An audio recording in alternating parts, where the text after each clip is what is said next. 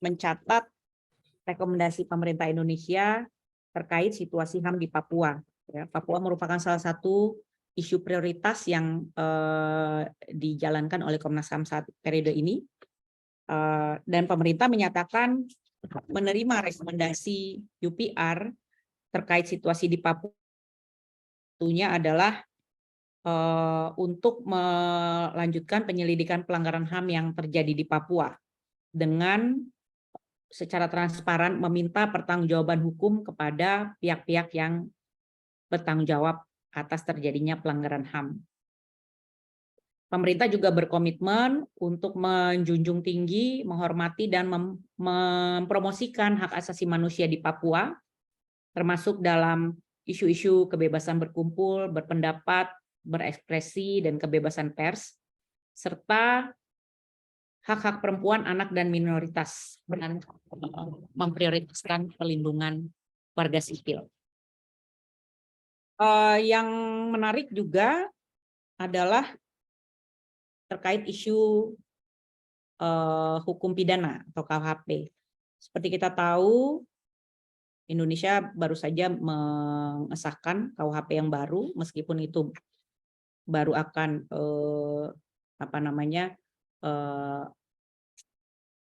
berjalan atau dapat bekerja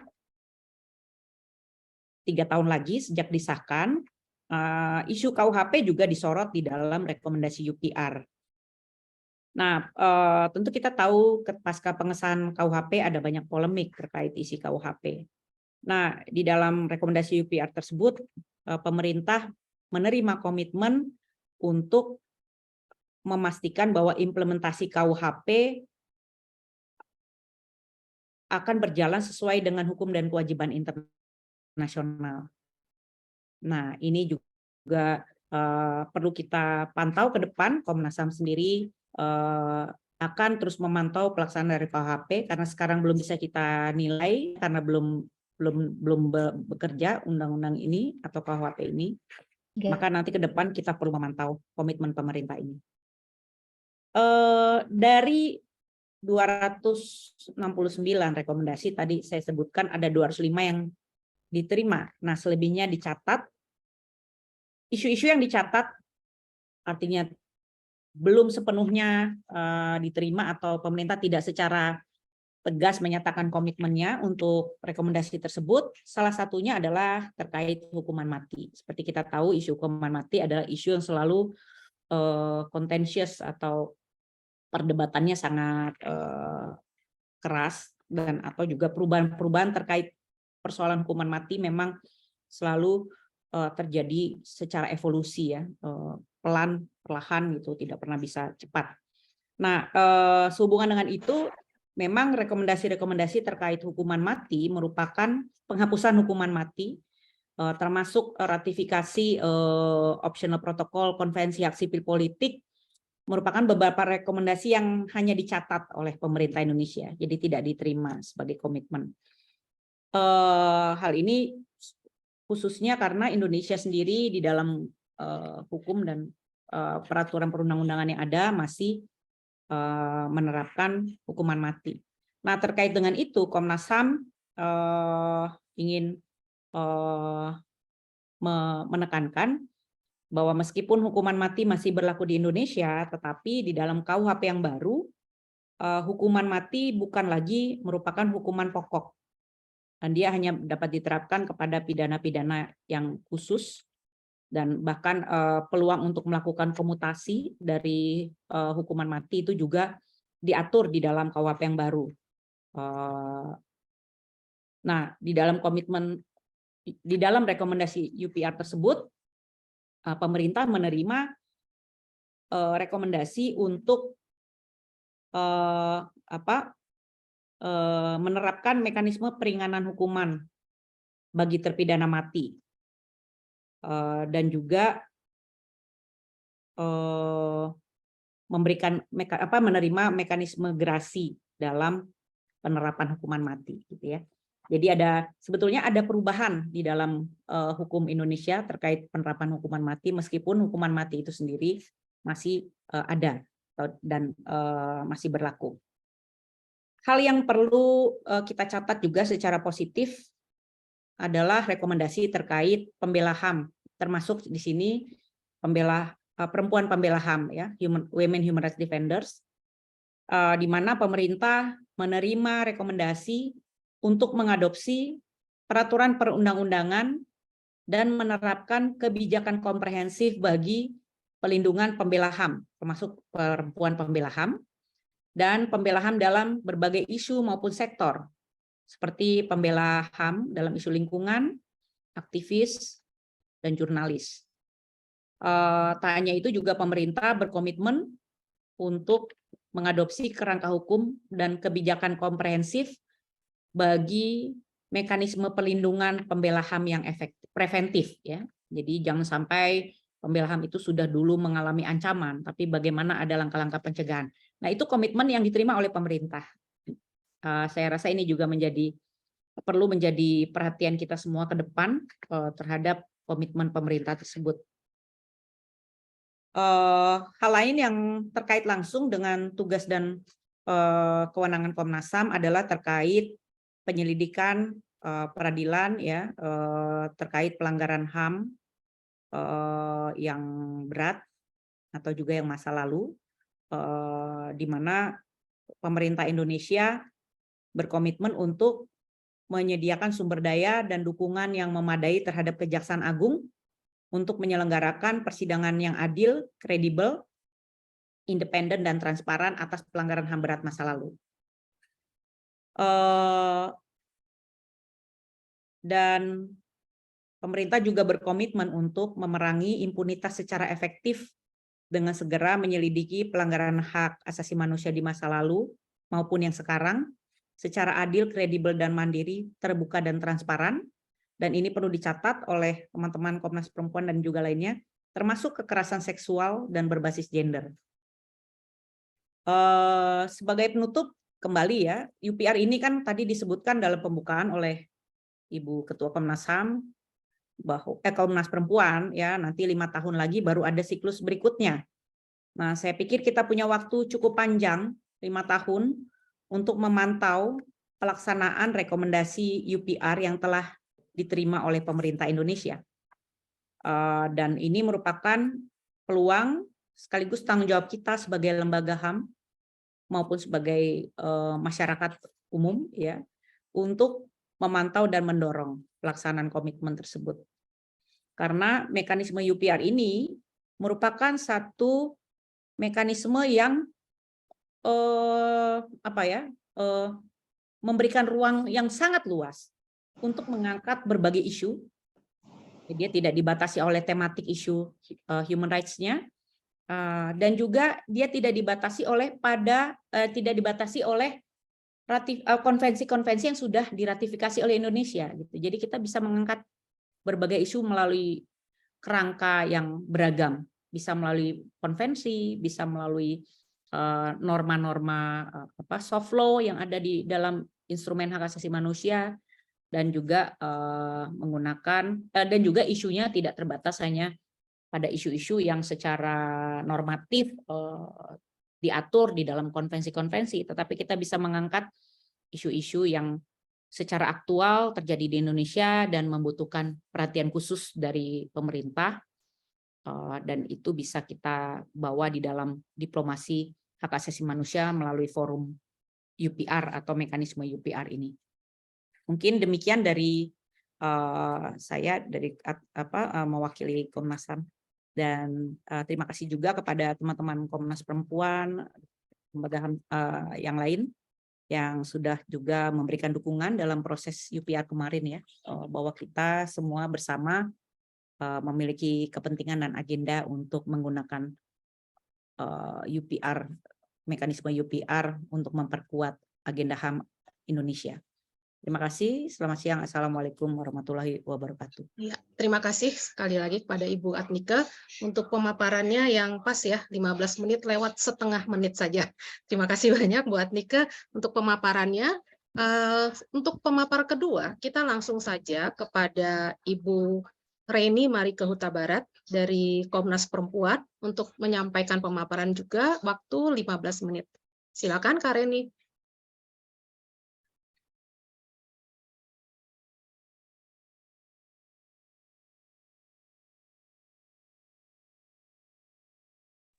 Ya, terima kasih. Saya ke share screen. Share screen. Coba singkat mungkin.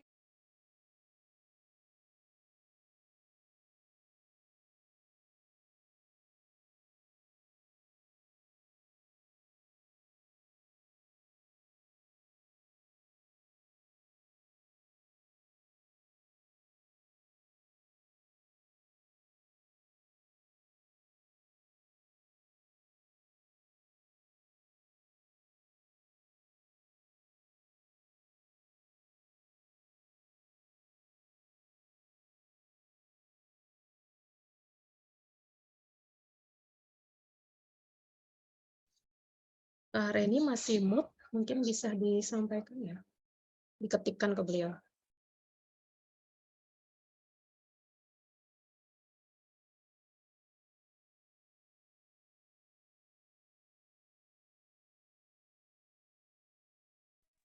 Di-unmute oleh kau saja, Mbak.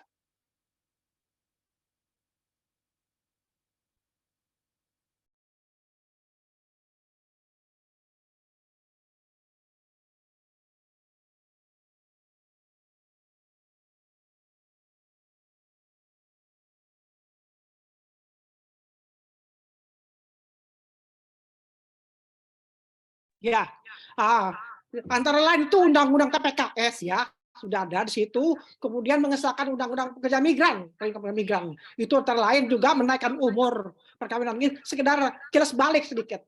Lalu kemudian juga, nah ini tapi ada sejumlah yang belum dilaksanakan.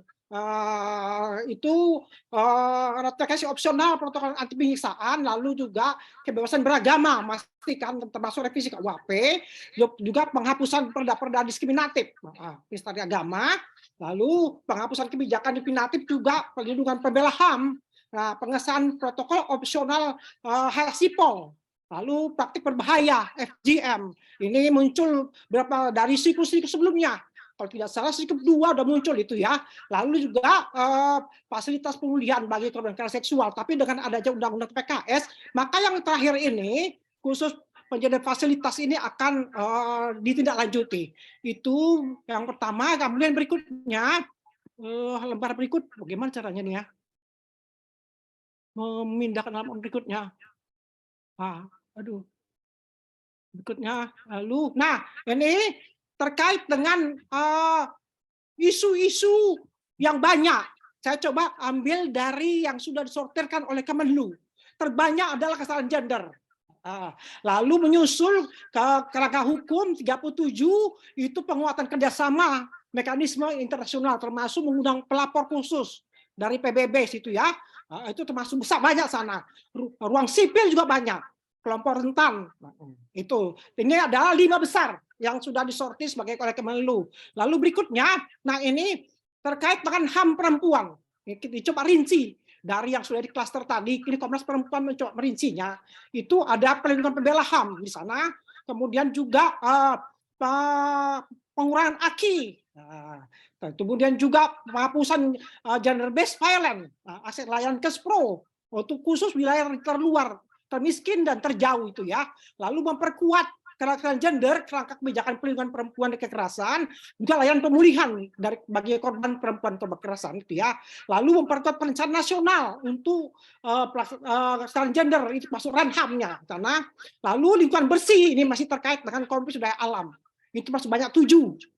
Layak, bersih, akibat konflik daya alam, lalu partisipasi perempuan dalam pengambilan putusan, pengurangan kemiskinan, dampak COVID ke pendidikan Kespro terintegrasi dalam kurikulum nasional. Karena masing-masing rekomendasi ini sedikit, tapi penting perhatikan budget yang reposisi gender, harmonisasi kebijakan terkait akses aborsi aman. Aborsi aman. Ini cukup lama nih, berulang disampaikan. Dari siklus 2 itu sudah muncul, itu pemberdayaan perempuan untuk ekonomi, lalu kemudian memperkuat definisi pemerkosaan dalam KUHP sesuai dengan standar internasional. Itu menyangkut HAM perempuan dan pada klaster rekomendasi yang ada pada Universal Periodic Review siklus 4.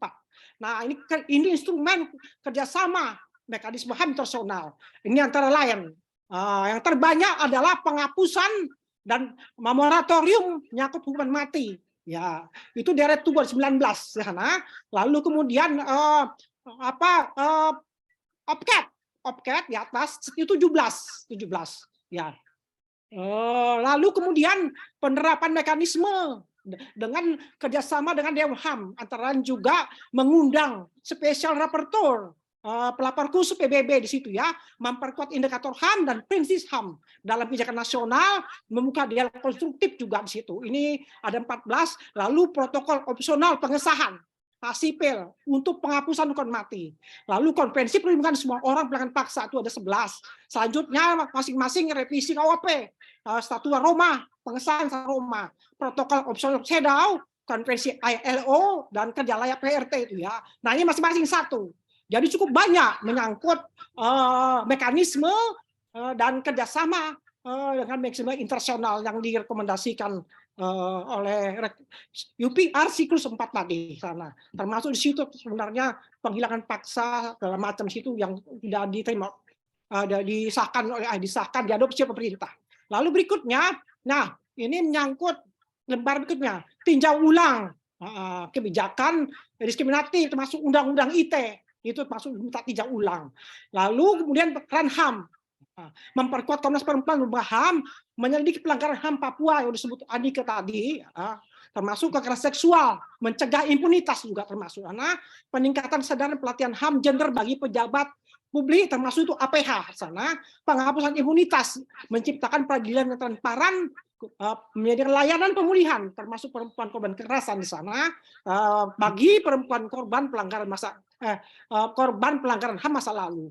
Ini kemudian ini lagi perlindungan kelompok minoritas, memperkuat dukungan disabilitas, perlindungan termasuk kebijakan perlindungan minoritas seksual dari diskriminasi, pengakuan terhadap masyarakat adat, perlindungan pekerja sektor informal dengan mengintegrasikannya pada Undang Cipta Kerja, akses layanan bagi pengungsi, perlindungan pada migran, penurunan HIV dan mengurangi halangan akses orang dengan HIV atau dengan ODA itu atau AIDS itu ya. Lalu berikutnya itu masuk besar. Lalu kemudian ini isu prioritas yang diadvokasi oleh Komnas Perempuan. Jadi Komnas Perempuan sebelum masa adopsi bergerak bersama mitra-mitra organisasi masyarakat sipil untuk mengadvokasi isu yang pandang prioritas, walaupun mendorong sebanyak-banyaknya untuk mengadopsi rekomendasi UPR, tapi ada isu prioritas yang kami advokasi, bertemu dengan Kemenlu antara lain, Menko Polhukam itu bertemu juga, sedangkan melalui surat KPPA dan Menko Polhukam, Kemenhukam gitu. Ini isu-isunya dengan paksa, Istanbul, protokol opsional CEDAW, kemudian protokol opsional hak anak menyangkut keterlibatan dalam konflik bersenjata. Kemudian pencegahan penghukuman terhadap genosida, konvensi PRT, termasuk ILO 1999. Kemudian penghapusan konvensi Istanbul tentang pencegahan penghapusan KDRT, kemudian dialog konstruktif, kerjasama konstruktif, termasuk mengundang pelapor khusus PBB tentang kebebasan beragama, sesuai direkomendasikan pada rekomendasi khusus tadi ya. Nah ini isu perempuan ini juga masuk dalamnya, memastikan penguatan program nasional untuk kelompok rentan, lalu juga penguatan RAN-HAM, kemudian memperkuat Komnas Perempuan juga dalamnya. Revisi Undang-Undang ITE, penghapusan kebijakan gender yang sudah disebut Andi tadi, termasuk juga menyangkut minoritas seksual atau kelompok non-biner, dan juga orang dengan status HIV atau AIDS. Kemudian menghapus Undang-Undang Batasi Badan Serikat, termasuk Undang-Undang Ormas, dan Undang-Undang tentang kebebasan berkumpul, itu agar ditinjau ulang atau cabut, mengeluarkan kebijakan perlindungan pembela HAM, termasuk pegiat lingkungan dan jurnalis yang banyak mengalami persekusi, intimidasi atau ancaman atau teror. Lalu memperkuat implementasi Undang-Undang TPPO, ya, peraturan turunannya belum tersedia di sana, memastikan perlindungan pekerja termasuk sektor informal pada cipta kerja. Ini isu-isu yang diadvokasi bersama masyarakat sipil. Ini termasuk juga di dalamnya tadi ini juga menyelidiki pelanggaran HAM masa lalu, pelanggaran Papua, menghapus segala bentuk diskriminasi terhadap masyarakat adat dan mengesahkan undang masyarakat adat, memastikan kebebasan berekspresi, kebebasan pers. Ini termasuk isu yang banyak direkomendasikan tadi dalam menurut klaster yang dibuatkan Menlu. Kemudian memastikan kebebasan beragama, memastikan akses layanan aborsi aman, mengurangi AKI, penghapusan KBG, dan juga memperkuat layanan akses pada kesehatan reproduksi, menghapus FGM, female genital mutilation, unpracticed. Lalu pemenuhan lansia, kira-kira semuanya. Isu-isu yang diadvokasi bersama dengan organisasi sipil kepada kementerian lembaga terkait. Lalu ini kita masuk pada hasil siang tadi adalah yang diadvokasi ya. Ini sekarang kita masuk. Kita lihat di sini. Nah, yang diterima pemerintah ini sebenarnya sudah disebut tadi. Kita coba data kembali. Sebenarnya kalau disortir satu-satu sangat banyak perintilannya dan bagus sebenarnya. Tapi karena waktu terbatas saya hanya membuat gelondongan, segmen gelondongan ya, rumusan gelondongan. Perintilannya bisa dibaca langsung pada situs web PBB nanti. Konferensi pilihan paksa ini sebenarnya sudah direkomendasikan sejak siklus 1, termasuk menentang penyiksaan nih, tapi sudah ratifikasi ya. Dari ratifikasi konferensi pekerja rumah tangga, juga konferensi ILO 1999, konferensi hak sosial politik. Nah ini juga sudah opsional terkait sosial politik. Ya, tapi ini sosial politik sudah, tapi yang menyangkut hukuman mati itu ditolak pemerintah. Yang lain masalah opsional ya, opsional protokol. Ini sebenarnya sudah disampaikan pada siklus 1, 2, dan 3 juga, kerjasama konstruktif. Pelapor khusus PBB, pelanggaran Papua, termasuk tapi bukan dalam arti investigatif sini, kerjasama konstruktif. Jadi di sini ada 2 istilahnya. Satu ditolak di sana, kebebasan beragama, kemudian satu lagi diterima dengan kerjasama konstruktif. Ada istilah dipakai di situ. Rekomendasi digelondongkan pada rekomendasi 140 nomor sekian, ada banyak di sana. Jadi kerjasama konstruktif diterima di sana. Nah, kemudian konferensi hak anak, khusus konflik bersenjata. Ini mekanisme yang dicatat atau tidak terima. Seperti tadi ada take note. Take note itu bahasa diplomatis. Apakah ditindaklanjuti ataukah tidak, kita tidak tahu. Itu kita sebut dicatat atau tidak diterima gitu ya, karena artinya perlu kita kawal, mudah-mudahan pemerintah kembali untuk ditindaklanjuti atau diadopsi. Satu Roma ini juga sudah cukup lama dari siklus-siklus sebelumnya, protokol opsional CEDAW itu juga. Nah kemudian ratifikasi konvensi status orang tanpa warga negara, konvensi keadaan negara pengurangan tanpa warga negara. Nah, ini akan berkaitan dengan konflik pengungsi. Ini tidak diterima oleh pemerintah sana. Lalu kemudian koordinasi kita KL, perlindungan perempuan, anak perempuan khususnya konflik sosial melalui penyelesaian undang-undang nasional, mekanisme HAM internasional dan protokol CEDAW. Kita lihat protokol CEDAW tidak diterima oleh pemerintah. Jadi masih sinkron 2 ini tidak diterima oleh pemerintah misalnya, atau take note protokol opsional CEDAW. Ratifikasi konvensi pencegahan penggunaan terhadap kriminalitas genosida, itu juga konvensi Istanbul KDRT. Saya kira ini memang karena kita sudah mengesahkan CEDAW dan banyak konvensi terkait perempuan, memang prioritasnya pada wilayah geografis di daerah Timur Tengah sana ya.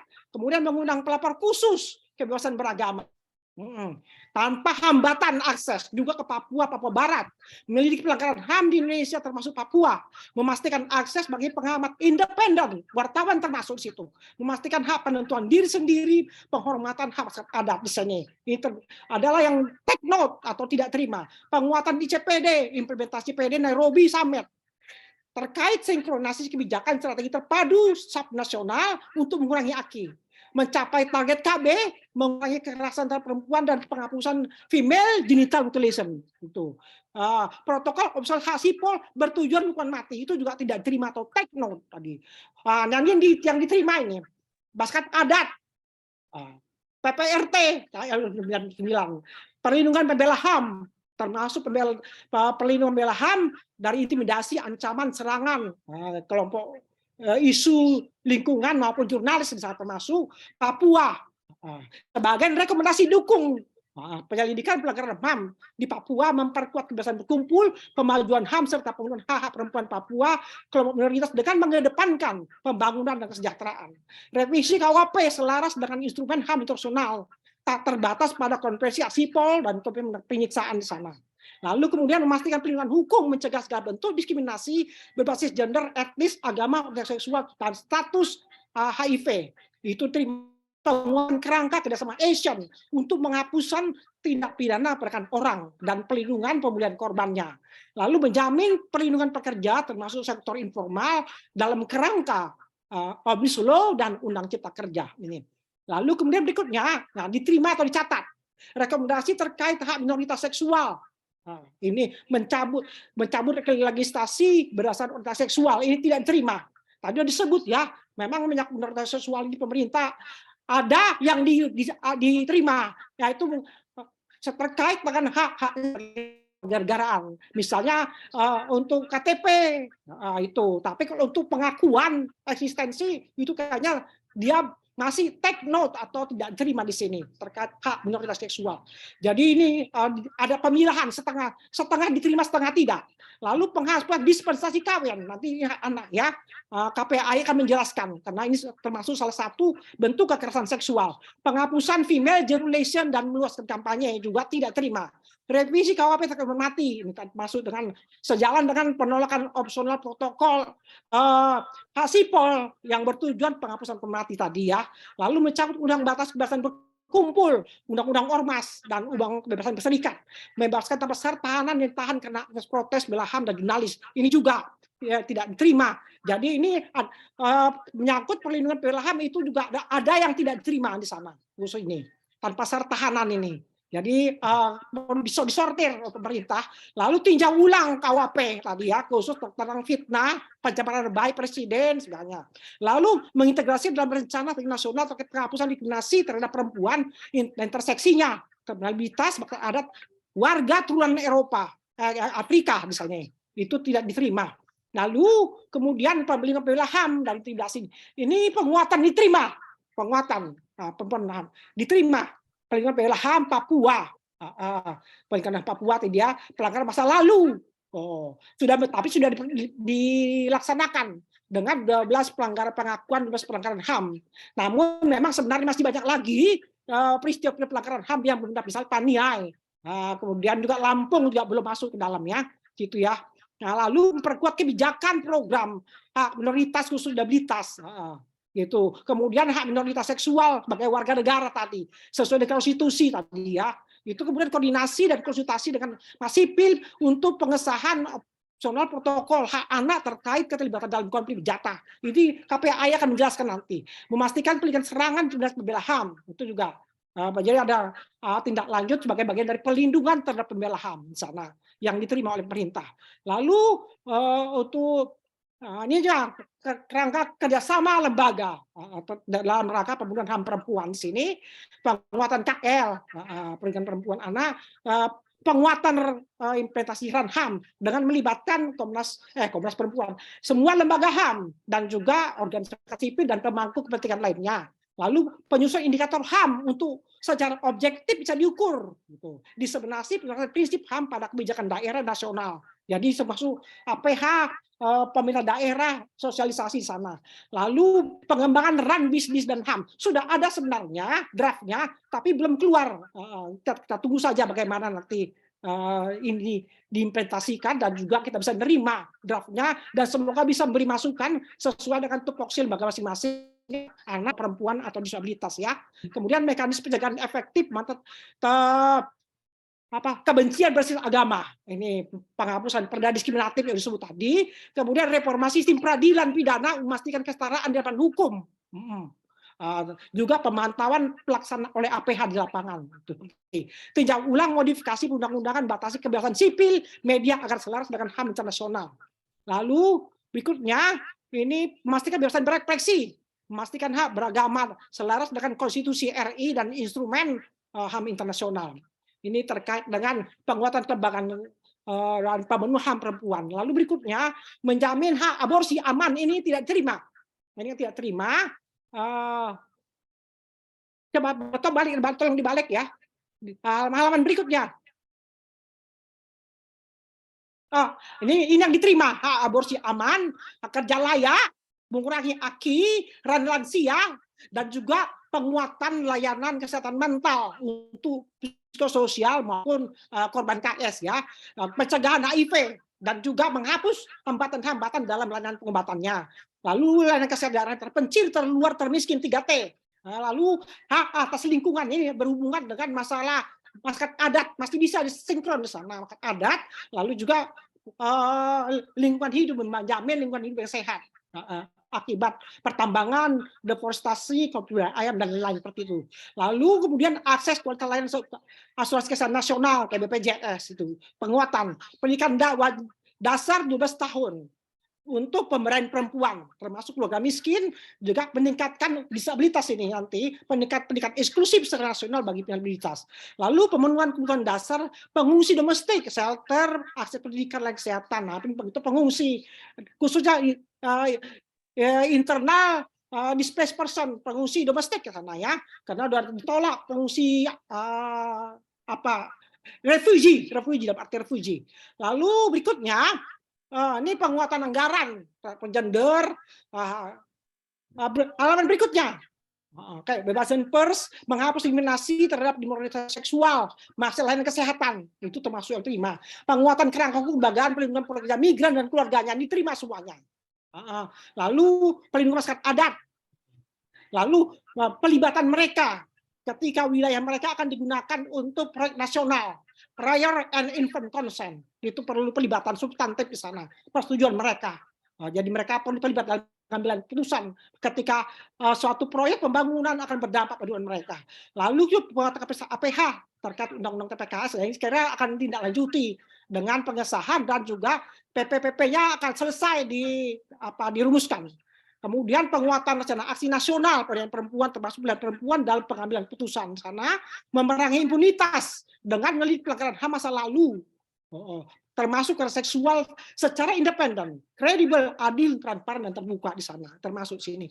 Lalu, nah sekarang apresiasi pada pemerintah sebagai penutup, apresiasi pada pemerintah bahwa sejumlah konvensi internasional disediakan seperti penyerangan paksa, walaupun juga separuh ya, protokol menyangkut hak sipol, konvensi perkawinan rumah tangga, dan juga memastikan pelindungan bagi kelompok rentan. Tapi ada catatan perempuan di sini, sebenarnya penting penghapusan hukuman mati, kendati pun sudah ada kemajuan pada aspek solusi alternatif dengan penekanan pada komutasi sana, karena catatan Komnas Perempuan, pekerja migran perempuan ya rentan terhadap orang yang beririsan dengan eksploitasi dengan narkoba. Itu banyak sana korbannya, sehingga memang sangat rentan hukuman mati terhadap mereka walaupun sudah komutasi. Tapi penting penghapusan hukuman mati karena juga antara lain bertentangan dengan konvensi nasional lainnya, hak hidup, terus juga bentuk penyiksaan bertentangan, terpanjangnya deret tunggu, sehingga bukan hanya penyiksaan bagi korban, tapi juga keluarga korban sendiri akan mengalami penyiksaan di sana, di situ. Lagi juga tujuan dari penghukuman sanksi pidana itu sebenarnya memang kan perubahan perilaku di sana ya, agar tidak mulai perbuatannya. Tapi kalau udah mati seperti mana lagi dia berubah, ya. Lalu belum memastikan pun hak menurut seksual, khusus bebas diskriminasi, kekerasan, penyiksaan, pengakuan atas istri mereka. Jadi masih ada masih dipilih. Nah, berarti masih separuh diterima, separuh ditolak di sana. Tapi perlu menyeluruh pengakuan akan eksistensi mereka sendiri. Karena bagaimanapun ini selaras dengan hak konstitusional mereka, seperti itu.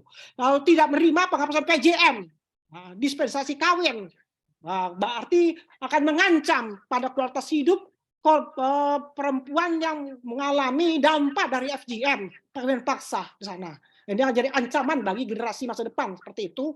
Memastikan kebebasan dasar, berekspresi, berpendapat, berkumpul dengan merevisi undang-undangan terkait, undang-undang ITE atau undang KUHP. Nah, di sini sebenarnya perlu diperhatikan. Banyak kita tidak bisa melakukan perlindungan terhadap PPHAM tanpa menghapus pasal-pasal di mana mereka dituduh protes, kemudian menyampaikan pendapat, berkumpul, perbedaan pendapat seperti itu ya. Nah, ini kan penting, apalagi dengan muncul era digital. Perlu dipertimbangkan revisi Undang-Undang ITE kalau kita memastikan perlindungan terhadap pembela HAM, karena kekerasan itu akan beririsan dengan hak asasi lainnya. Saya kira itu saja sebagai pemantik. Terima kasih banyak.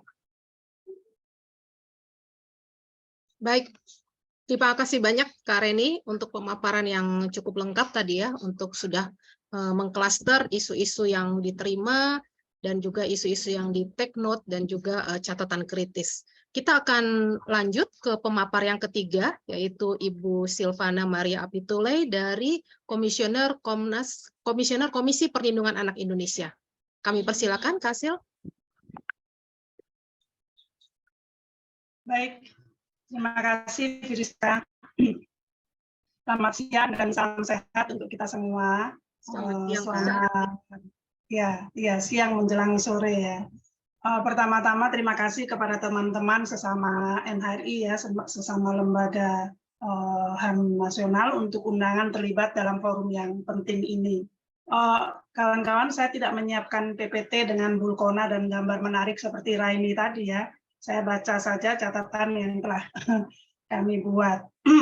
Tadi sudah dikatakan pertama-tama bahwa pemerintah Indonesia memutuskan untuk mendukung 205 rekomendasi, mencatat 59 rekomendasi ya, take note, dan memberi dukungan parsial atas 5 rekomendasi yang diterima dari negara-negara anggota PBB. Nah, mungkin perlu kita memberi perhatian kepada kriteria yang digunakan oleh pemerintah. Ya. Pemerintah menyatakan setidaknya terdapat 4 kriteria dalam mempertimbangkan rekomendasi-rekomendasi yang telah diterima, yaitu nilai-nilai, sistem kepercayaan, dan konteks nasional Indonesia. Kedua, kesesuaian dengan konstitusi negara. 3, berada dalam lingkup prioritas nasional dan rencana pembangunan jangka panjang Indonesia, RPJMN ya. Kemudian keempat, selaras dengan komitmen internasional Indonesia, posisi dan norma-norma yang disepakati secara universal, termasuk komitmen Indonesia pada rekomendasi UPR sebelumnya. Lalu, pemerintah menegaskan bahwa bagi pemerintah Indonesia, pemajuan dan perlindungan HAM adalah elemen penting dalam program pembangunan nasional Indonesia. Nah, mari kita sekarang lihat sejauh mana 4 kriteria ini dan prinsip yang terakhir tadi saya kutip itu mewarnai pilihan-pilihan rekomendasi dan selanjutnya nanti harus menjadi pegangan utama kita dalam mengawal ya, atau mengawasi implementasi rekomendasi ini. Yang kedua, tentu saja KPAI, saya atas nama KPAI mengucapkan selamat dan menyampaikan apresiasi kepada pemerintah atas komitmennya mendukung sebanyak mungkin rekomendasi, karena kita lihat ada peningkatan jumlah rekomendasi yang didukung pada UPR siklus keempat ini. Itu pengakuan pemerintah dari 74% pada UPR ketiga menjadi 76% pada UPR keempat. KPAI juga menghargai komitmen pemerintah dalam melibatkan NHRI, dalam hal ini kami, KPAI, dalam dialog konsultatif untuk mempertimbangkan rekomendasi-rekomendasi yang diterima. Nah, sekarang kami ingin menggarisbawahi dan menyampaikan 4 catatan kritis dan sejumlah rekomendasi kami sendiri terkait keputusan pemerintah dalam UPR siklus keempat ini. Yang pertama, catatan kami melihat bahwa penting bagi negara untuk melakukan pengarusutamaan hak anak dalam perencanaan, pelaksanaan, hingga evaluasi kebijakan pembangunan pada umumnya, serta kebijakan pemajuan, perlindungan, dan pemenuhan hak asasi manusia, sebagaimana tercermin dalam kurang lebih dalam catatan kami 90 rekomendasi yang tidak ada kaitan khusus dengan hak anak, tapi sangat terkait dengan sejauh mana hak-hak anak dapat dilindungi. Hal ini karena KPAI sendiri mendapatkan laporan, pengaduan maupun secara langsung maupun dalam upaya merekam kasus-kasus diskriminasi dan kekerasan terhadap anak yang diberitakan di dalam media maupun media sosial, bahwa telah terjadi pelanggaran hak anak dalam konteks diskriminasi dan kekerasan serta pelanggaran HAM yang dimaksud oleh pemerintah dalam 90 rekomendasi itu. Dan penting bagi kita semua, terutama bagi pemerintah, untuk memastikan bahwa suara dan pengalaman anak digunakan sebagai basis perencanaan dan evaluasi kebijakan hak asasi manusia nasional juga daerah. Rekomendasi 90 rekomendasi yang saya sebut ini antara lain sebagian besar sudah disebutkan oleh saudara kita Raini dan juga mungkin oleh Ketua Komnas HAM dan Ketua Komnas Perempuan tadi ketika menyinggung beberapa diskriminasi dan kekerasan terhadap perempuan, kelompok minoritas dan lain-lain yang mana di dalamnya terdapat kasus-kasus diskriminasi dan kekerasan terhadap anak perempuan maupun kekerasan terhadap masyarakat adat dan lain-lain. Nah, kami mencatat misalnya pemerintah menyatakan akan mengimplementasikan program nasional untuk mendukung semua kelompok rentan dalam masyarakat, akan melakukan diseminasi dan integrasi HAM ke dalam kebijakan pembangunan nasional dan daerah. Tentu saja menurut kami di dalamnya adalah untuk memastikan diseminasi dan integrasi hak anak. Kemudian pemerintah menyatakan akan secara konsisten melaksanakan secara efektif undang-undang maupun kebijakan nasional lainnya untuk menghapus segala bentuk diskriminasi di Indonesia, tentu saja termasuk diskriminasi terhadap anak. Juga sebagaimana dinyatakan di dalam Ranham dan komitmen pemerintah untuk memastikan adanya ketentuan hukum perlindungan dari segala bentuk diskriminasi terhadap kelompok minoritas agama dan kepercayaan, orang dengan HIV/AIDS dan kelompok social orientation dan gender identity yang lebih inklusif serta jaminan kebebasan beragama. Pemerintah juga berkomitmen untuk mengatasi perdagangan manusia, melipat gandakan upaya memberantas kemiskinan dan ketimpangan, memperkecil jurang perbedaan sosial ekonomi antara kota dan desa atau daerah terpencil, serta mempromosikan pembangunan sosial ekonomi berkelanjutan sebagai cara untuk membangun fondasi yang kokoh bagi masyarakat untuk menikmati hak asasi manusianya. Nah, di dalam jadi kami mengelompokkan 90 hak asasi manusia di dalam beragam konteks dan menyangkut kelompok-kelompok tertentu tadi, kelompok perempuan, kelompok penyandang disabilitas, kelompok masyarakat adat, kelompok minoritas dan lain-lain. Kami berharap di dalamnya terjadi pengaruh-utamaan hak-hak anak. Catatan kami yang kedua adalah KPAI mengapresiasi diadopsinya kurang lebih dalam hitungan kami kurang lebih 46 atau 24% dari total rekomendasi yang didukung oleh pemerintah Indonesia yang terkait secara khusus dengan hak-hak ekonomi, sosial, budaya, dan sipil anak. Yang pertama, pemerintah memiliki komitmen umum yang dinyatakan dalam mendukung pada saat pemerintah mendukung 3 rekomendasi dimaksud, yaitu pemerintah akan memperkuat cara-cara untuk memastikan implementasi efektif dari area-area prioritas untuk memajukan untuk pemberdayaan perempuan dan perlindungan anak. Jadi sebuah statement yang sangat umum, tapi menyebutkan di mana hak anak menjadi salah satu prioritasnya. Kemudian klaster yang kedua adalah pemerintah menyatakan komitmennya untuk secara khusus meningkatkan perlindungan anak, termasuk anak-anak perempuan marginal, agar bebas dari berbagai bentuk diskriminasi, eksploitasi, kekerasan, dan pelanggaran HAM, termasuk perdagangan anak dan kekerasan seksual yang terjadi dalam berbagai ranah dan konteks, serta pemerintah berkomitmen untuk meningkatkan jaminan pemenuhan hak anak korban atas keadilan, pemulihan, dan rehabilitasi, termasuk bagi anak korban pelanggaran HAM berat. Ini bisa kita lihat di dalam beberapa poin rekomendasi yang didukung oleh pemerintah.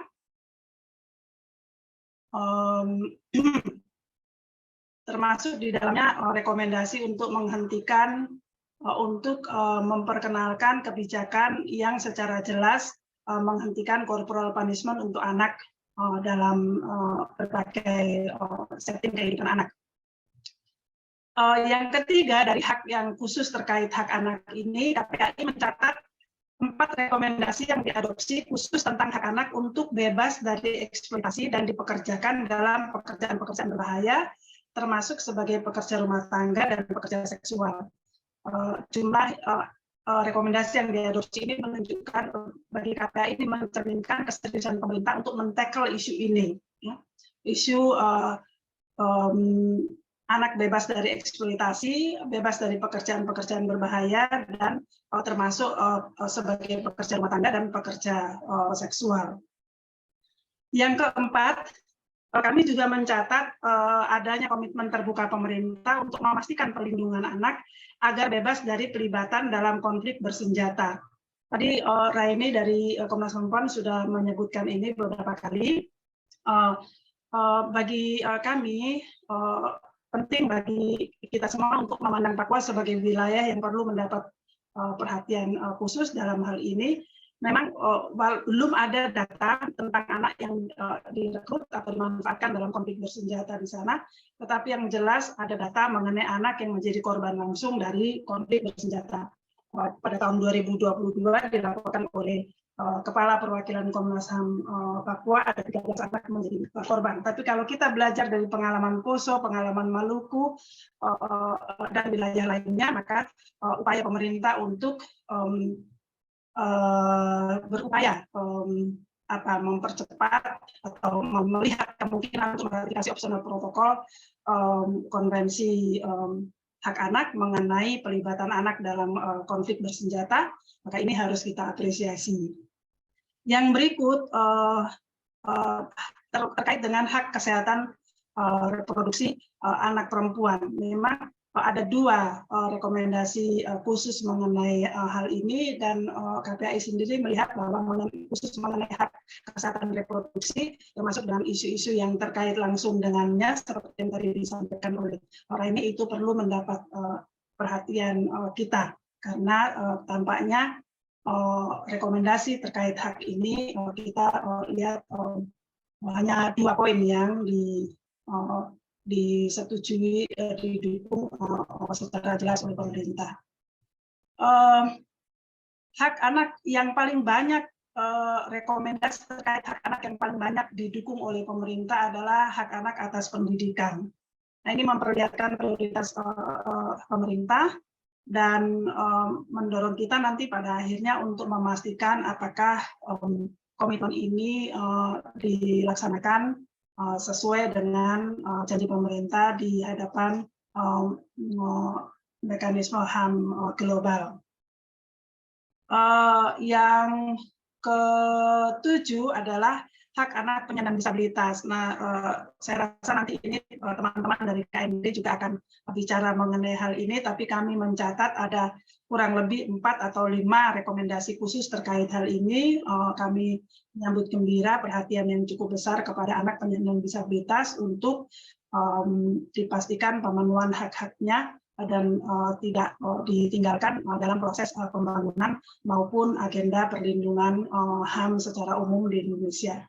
Yang terakhir dari poin ini ada 1 rekomendasi khusus mengenai hak anak Papua untuk bebas dari pelanggaran HAM. Kami juga menghargai apa yang dilakukan oleh pemerintah ini, walaupun 1 rekomendasi terkait hal ini, tetapi pemerintah menyatakan berkomitmen untuk melakukan investigasi pelanggaran HAM di Papua dan memprioritaskan perlindungan bagi masyarakat sipil, terutama dalam hal ini atau termasuk perempuan dan anak. Catatan kami yang ketiga, ya klaster ketiga adalah mengenai pelibatan NHRI atau pelibatan lembaga HAM nasional. KPAI ingin menggarisbawahi perhatian khusus pemerintah kepada peran kunci mekanisme HAM dalam hal ini National Human Rights Institution untuk mensukseskan agenda pemajuan, perlindungan, dan pemenuhan HAM kepada negara. Hal ini tampak melalui diadopsinya 4 rekomendasi khusus terkait keberadaan dan pentingnya pelibatan bermakna dari NHRI. Jadi pemerintah menyetujui untuk meneruskan kerjasama dengan berbagai mekanisme hak asasi manusia dalam rangka perlindungan HAM, termasuk dengan National Human Rights Institution, juga dalam rangka implementasi RAN-HAM, ya, National Action Plan on Human Rights, with full participation of civil society and National Human Rights Institution. Itu antara lain bunyi rekomendasi yang didukung oleh pemerintah kita. Nah, Kami juga mencatat rekomendasi yang take note tadi sama dengan apa yang dicatat oleh Komnas Perempuan, hanya dalam hal ini khusus mengenai hak anak, yaitu komitmen untuk menghapus dispensasi perkawinan anak. Ya. Ini akan menjadi diskusi yang di pasca keputusan pemerintah ini harus menjadi salah satu agenda dialog kita dengan pemerintah, karena mengingat prinsip bukan hanya prinsip pertimbangan politis, tetapi juga pertimbangan substantif hak asasi manusia.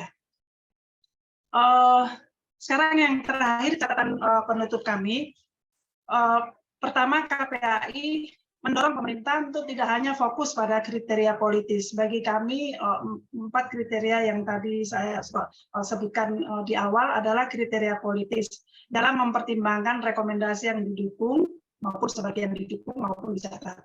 Kami berharap ada pemerintah juga mempertimbangkan tantangan-tantangan dan kendala-kendala, termasuk kemunduran yang dialami dalam Indonesia dalam rangka perlindungan anak, sebagaimana sebenarnya datanya sudah banyak dilaporkan oleh Kementerian Pemberdayaan Perempuan dan Perlindungan Anak, oleh BPS maupun oleh KPAI sendiri. Serta yang kedua adalah agar pemerintah juga fokus mempertimbangkan kriteria-kriteria yang lebih substantif, yaitu prinsip-prinsip hak anak. 5 prinsip hak anak, ya, non-diskriminatif, kepentingan terbaik anak, pemenuhan hak anak, perlindungan anak, dan partisipasi anak. Yang kedua dari catatan penutup kami adalah KPAI mendorong Kementerian Pemberdayaan Perempuan dan Perlindungan Anak untuk memainkan peran kepemimpinannya. Dalam hal ini peran koordinasi, memimpin kolaborasi berbagai pemangku kepentingan, secara efektif dalam memastikan terlaksananya komitmen pemerintah dalam mengadopsi rekomendasi khusus perlindungan anak dan melaksanakan keputusan itu. Jadi Kementerian Pemberdayaan Perempuan dan Perlindungan Anak lebih sebagai institusi penjuru perlindungan anak untuk memainkan peran koordinasinya secara lebih efektif. KPAI juga mendorong pemerintah, dalam hal ini Kementerian Luar Negeri sebagai institusi leading pelaporan HAM di forum-forum global, maupun KPP, Kementerian Pemberdayaan Perempuan dan Perlindungan Anak sebagai kementerian substantif untuk menjamin pelaksanaan prinsip no one left behind dan sungguh-sungguh memberikan ruang bagi seluruh pemangku kepentingan, terutama mendengarkan suara anak melalui pelibatan forum-forum anak maupun komunitas anak lainnya, karena tidak semua anak masuk dalam forum anak, terutama anak-anak marginal, yang sudah pasti absen dalam proses penyusunan evaluasi, penyusunan laporan maupun proses dialog mempertimbangkan rekomendasi yang akan diadopsi, termasuk KPAI melibatkan KPAI sebagai NHRI untuk menyampaikan masukan dalam memastikan kebijakan pemerintah agar selaras dengan prinsip-prinsip hak asasi manusia. Yang berikut catatan penutup kami, KPAI mengajak organisasi masyarakat sipil, pemerhati atau pegiat isu hak asasi anak, maupun forum-forum anak untuk secara proaktif ikut mengawal implementasi rekomendasi yang telah diadopsi oleh pemerintah. Berkaitan dengan ini tentu saja upaya sosialisasi dan diseminasi keputusan pemerintah dalam UPR Siklus 4 ini harus juga dilakukan secara masif, karena pada umumnya kita mengakui bahwa keputusan-keputusan di level internasional seperti ini tidak dengan mudah bisa diakses oleh masyarakat, terutama masyarakat di level bawah atau di ruang-ruang yang sulit mengakses informasi. Di bahkan di era digital hari ini. Yang terakhir, KPAI menyambut dengan antusias sejarah baru kami ini, yaitu untuk pertama kalinya memang KPAI sebagai salah satu dari 4 NHRI dilibatkan dalam proses UPR atau peninjauan berkala universal ini. Saya sudah mengkonfirmasi teman-teman KPAI periode yang lalu, apakah KPAI pernah terlibat dalam proses pelaporan UPR, sebagaimana Komnas Perempuan yang dalam sejarahnya terlibat cukup intensif, juga dalam hal ini terutama Komnas HAM. Informasi yang saya dapatkan adalah belum pernah. Jadi ini adalah kesempatan pertama bagi KPAI. Ini sejarah baru. Ini adalah bagian KPAI berkomitmen untuk terus terlibat, dan ini bagian dari rencana KPAI agar ke depan makin aktif dalam berbagai mekanisme HAM regional dan internasional, baik dalam rangka memberikan pendapat dan masukan kepada pemerintah, dalam rangka menyusun laporan independennya, maupun mengawal pelaksanaan adopsi rekomendasi UPR oleh pemerintah dan stakeholders lainnya. Friska, itu catatan kunci yang kami ingin sampaikan. Penjelasan panjangnya mungkin nanti bisa dalam diskusi atau dalam bahan yang sudah kami siapkan tertulis ini. Terima kasih. Baik, terima kasih Kak Silvana untuk pemaparannya. Nah, tadi kita sudah mendengarkan 3 ya, dari Komnas HAM, Komnas Perempuan, juga Komnas Perlindungan Anak Indonesia. Yang terakhir, last but not least, kita akan mendengarkan perspektif dari isu disabilitas khususnya yang akan disampaikan oleh Ibu Dante Rikmalia sebagai Ketua Komisi Nasional Disabilitas. Waktu dan layar kami persilakan, Ibu. Ya, baik. Terima kasih. Selamat sore semuanya. Terima kasih kepada Komnas Perempuan yang sudah menginisiasi dan mengarrange segala sesuatunya sehingga hari ini bisa terjadi. Kita melakukan webinar bersama. Terima kasih juga kepada Komnas Perempuan dan KPAI yang juga sudah bersama dengan KND melakukan upaya bersama dan kolaborasi untuk pemenuhan hak asasi manusia dan khusus concern KND di dalam penyandang disabilitas. Mohon izin saya menggunakan 2 device, jadi 1 device untuk layar dan 1 lagi untuk suara karena khawatir ini tidak baik ya sinyalnya. Komisi Nasional Disabilitas sudah memberikan review terhadap mohon izin mungkin tidak ditayangkan dulu, saya akan sampaikan prolog kenapa dan apa nanti lalu akan disajikan dalam PPT. Ada 20 rekomendasi terkait dengan penyandang disabilitas dan kami sudah mengelompokkan apa saja yang menjadi rekomendasi-rekomendasi tersebut. Di antaranya adalah bagaimana inklusivitas dalam bidang pendidikan itu juga menjadi hal yang dikritisi dan ini merupakan hak spesifik anak dengan disabilitas yang termaktub dalam Undang-Undang Nomor 8 Tahun 2016 tentang penyandang disabilitas. Yang berikutnya adalah tentang isu HKSR dan ini pun terangkum di dalam hak spesifik anak dengan disabilitas.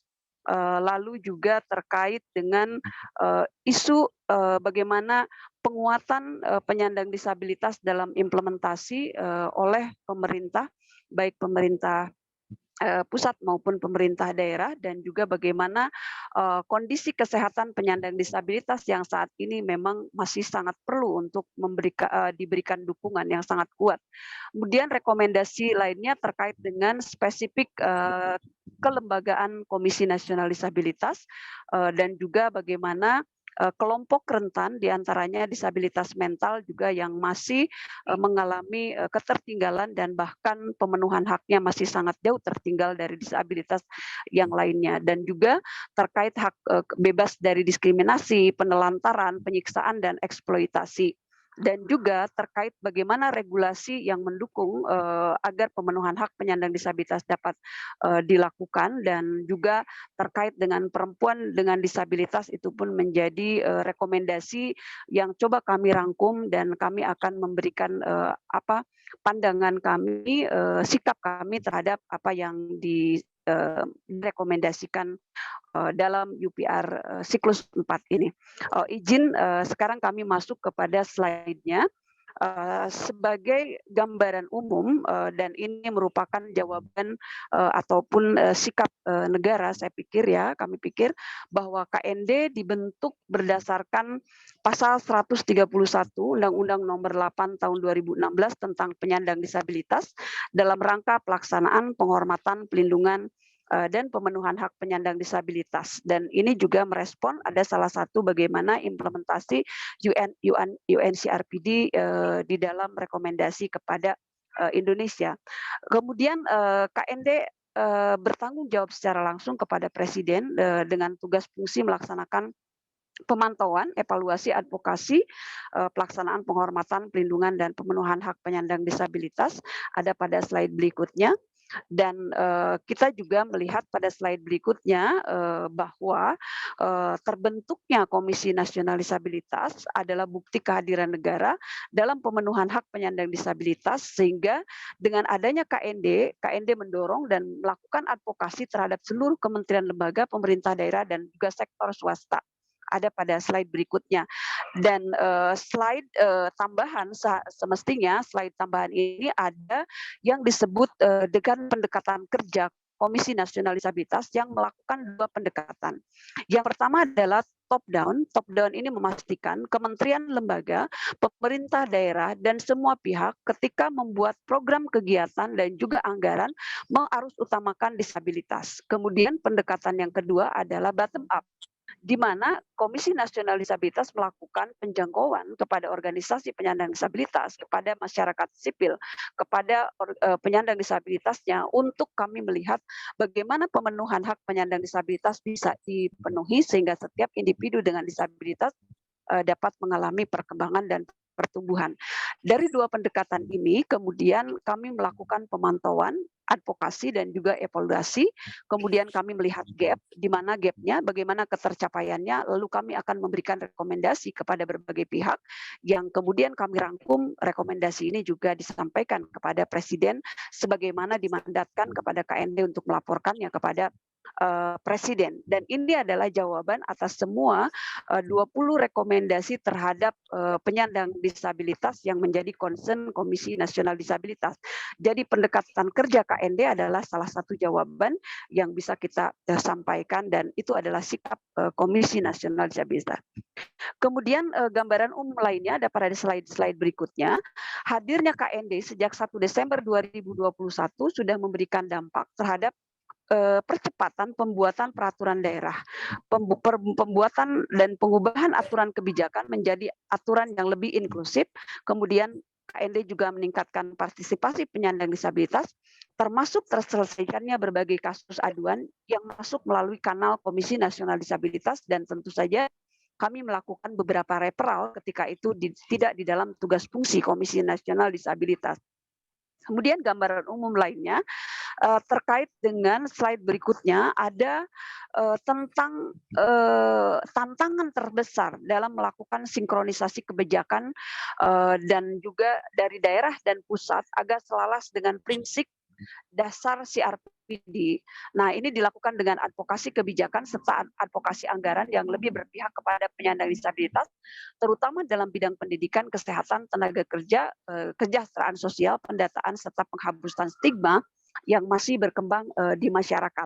Nah, ini semua adalah sikap-sikap yang sudah dilakukan oleh Komisi Nasional Disabilitas terhadap rekomendasi-rekomendasi sehingga beberapa progres capaian memang sudah terlihat meskipun tidak secara langsung ini dilakukan oleh KND, tetapi ketika kami mendorong Kementerian Bappenas misalnya, bagaimana indikator-indikator anggaran bisa dijabarkan oleh kementerian lembaga dan pemerintah daerah agar bisa menyasar kepada program kegiatan bagi penyandang disabilitas dan juga dukungan-dukungan apakah berupa alat bantu dan juga pengembangan kapasitas lainnya sudah mulai dilakukan oleh Bappenas dan juga disebarluaskan kepada kementerian lembaga untuk bisa punya anggaran yang lebih inklusif. Dan satu slide terakhir adalah tinjauan kami terhadap UPR ini, dan juga harapan tentu dari Komisi Nasional Disabilitas ada 4 hal.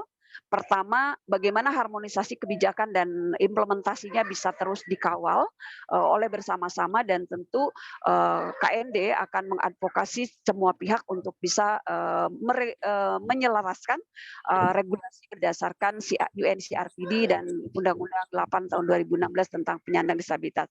Kemudian yang kedua adalah bagaimana mekanisme monitoring evaluasi dapat dilakukan bersama. Nah, karena KND saat ini sedang mencoba membangun instrumen monitoring evaluasi, namun butuh dukungan lembaga NHRI lainnya untuk bisa melakukan monitoring dan evaluasi bersama. Meskipun kita sudah bersama-sama untuk mengawal Undang-Undang TPKS, tetapi sebagai lembaga sendiri yang memastikan upaya penghormatan, pelindungan, pemenuhan hak penyandang disabilitas, kami butuh duduk bersama dengan teman-teman di 3 LNHAM lainnya untuk bisa mendesain bagaimana mekanisme monitoring evaluasi. Kemudian yang ketiga adalah bagaimana membangun mekanisme monitoring bersama LNHAM sebagai bentuk independensi dalam upaya P5HAM di Indonesia. Dan yang terakhir, sebagai lembaga yang memang baru, kami perlu diberikan penguatan kelembagaan, yang saat ini kami juga sudah mengadvokasi kepada Kementerian Sosial yang menjadi lembaga di mana tempat kami diletakkan, dan secara anggaran kami masih menempel di Kementerian Sosial. Namun progres baiknya adalah advokasi kami sudah berhasil membuat Komisi Nasional Disabilitas sebagai satuan kerja sendiri yang diletakkan di bawah Sekretaris Jenderal, tidak lagi di Direktur, dan ini tentu akan sangat memudahkan bagaimana KND bisa melakukan kerja-kerjanya sehingga akan bisa lebih efektif dan optimal dalam menjalankan kerjanya. Dan tentu komunikasi dan bagaimana kita membicarakan kelembagaan KND yang kuat ini juga perlu didiskusikan bersama, sehingga tugas fungsi KND yang sangat besar dengan mitra kerja seluruh kementerian, seluruh lembaga, dan juga seluruh pemerintah daerah, baik provinsi maupun kabupaten kota, dan seluruh pihak yang ada di negara ini bisa dilakukan dengan baik, maka kita perlu duduk bersama untuk meletakkan dan juga membicarakan tentang kelembagaan KND yang kuat agar pemenuhan hak bagi penyandang disabilitas itu bisa dilakukan dengan baik. Demikian yang bisa disampaikan dari Komisi Nasional Disabilitas. Terima kasih banyak.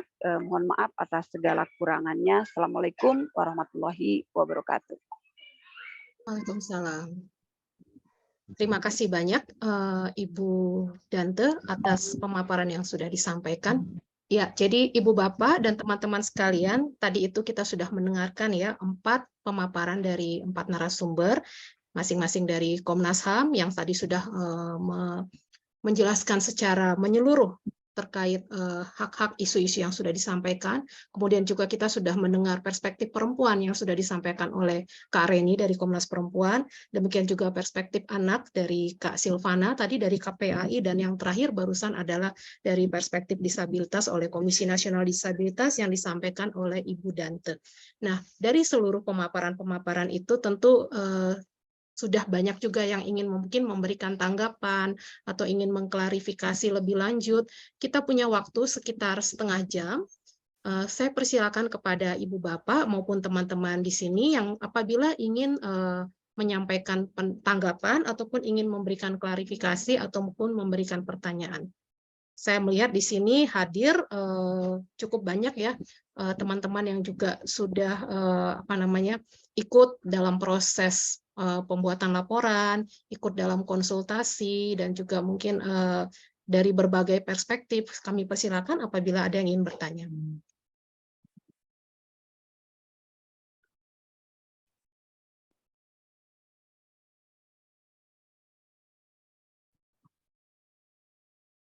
Rizka, Iya. kalau belum ada sambil menunggu, tadi ada satu yang tertinggal, Fris, isu kami. Ya, silakan Kak, silakan. Ya, itu rekomendasi yang diadopsi antara lain kan perlindungan pembela HAM ya, dan KPAI mendorong untuk pengharus utamaan perlindungan hak anak pembela HAM atau pembela hak anak. Jadi sebagai salah satu pemenuhan hak sipil partisipasi anak untuk didengar suaranya ya, sesuai dengan salah satu dari 5 prinsip hak anak. Baik, terima kasih Kak Sil untuk tambahannya ya. Tadi menarik apa yang disampaikan oleh Kak Sil bahwa dari 90 rekomendasi yang tidak terkait dengan hak anak, tadi Kak Sil sampaikan, tapi ternyata itu juga berpengaruh ya terhadap pemenuhan hak anak yang lain. Dari sini kita bisa melihat ya bahwa memang ternyata hak-hak ini semuanya berkaitan dan saling tidak bisa dipisah-pisahkan ya. Terima kasih Kak Sil tadi untuk tambahannya. Silakan apabila ada yang ingin menyampaikan lagi. Saya sebenarnya melihat juga di sini bahwa ikut hadir bersama-sama ada Ibu Ellen ya, dari Direktorat HAM dan Kemanusiaan Kementerian Luar Negeri. Selamat siang Ibu Ellen, apakah masih bersama kami?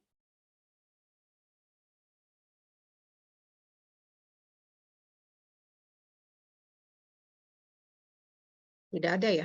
Tadi aku lihat mungkin kalau misalnya Ibu Ellen itu juga ikut kemarin dalam berbagai konsultasi dan juga ketika sidang.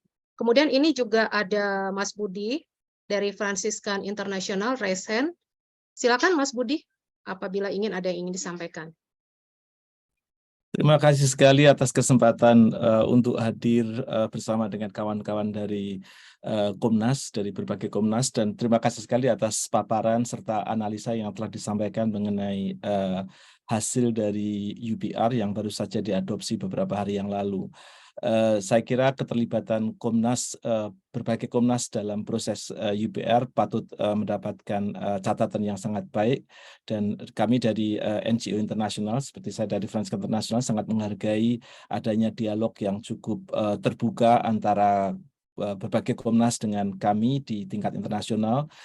Tentu saja kami sangat menghargai Komnas Perempuan dan juga Komnas HAM yang sudah hadir di Jenewa dan di mana kita bisa berdiskusi dengan secara terbuka. Pertanyaan yang ingin saya sampaikan adalah mengenai monitoring atau bagaimana rencana yang sudah dilakukan oleh para Komnas untuk memonitor implementasi dari berbagai rekomendasi yang sudah disampaikan tadi. Karena saya kira penting sekali kita melihat adanya dialog antara pemerintah dengan para Komnas dan juga pemerintah dengan masyarakat sipil untuk melihat bahwa komitmen yang telah disampaikan di tingkat internasional itu betul-betul harus diimplementasikan secara jelas dan secara transparan bersama-sama dengan berbagai komponen masyarakat. Itu saja pertanyaan saya. Terima kasih. Ya, terima kasih banyak Mas Budi. Pertanyaannya sangat jelas dan sudah saya catat. Kita ke penanya berikutnya. Silakan Mas Papang Hidayat. Terima kasih kawan Sondang.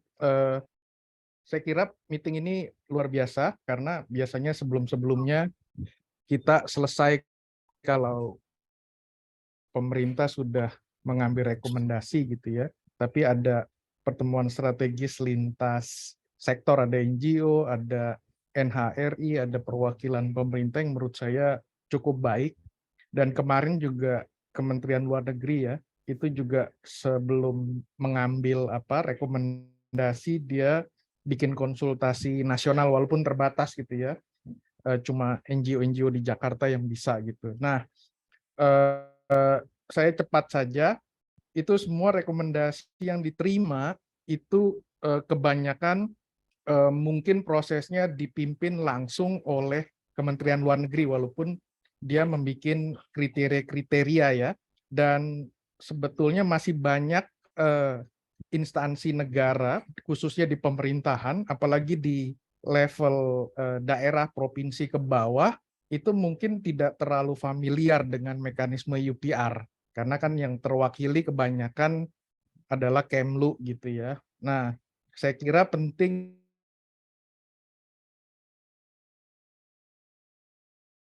setelah kegiatan ini NHRI, Kemlu dan juga mungkin Kementerian Hukum dan HAM gitu sebagai punya portfolio hak asasi manusia untuk melakukan sosialisasi di kementerian-kementerian atau instansi negara yang relevan dengan rekomendasi-rekomendasi itu, yang ada ratusan itu.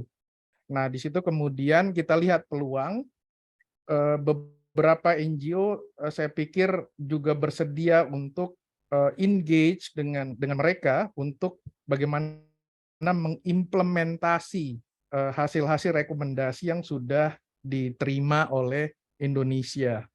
Dan kalau hasilnya bagus, saya kira ada mekanisme voluntary ya, sukarela, negara bisa, pemerintah bisa memberikan laporan midterm tentang implementasi dari rekomendasi UPR. Saya kira mekanisme itu belum pernah digunakan gitu, atau sedikit pemerintah yang masih menggunakan mekanisme itu, sehingga sayang rekomendasi yang sudah banyak diterima cuma jadi catatan. Misalnya ratifikasi OPCAT dan Konvensi Penghilangan Paksa itu kan sebetulnya rekomendasi yang sudah ada di siklus, bahkan dari siklus kedua sudah diterima gitu, dan itu belum juga dipenuhi oleh pemerintah dan parlemen misalnya, walaupun Konvensi Penghilangan Paksa sekarang sudah masuk di DPR gitu ya. Jadi harusnya ada upaya konkret yang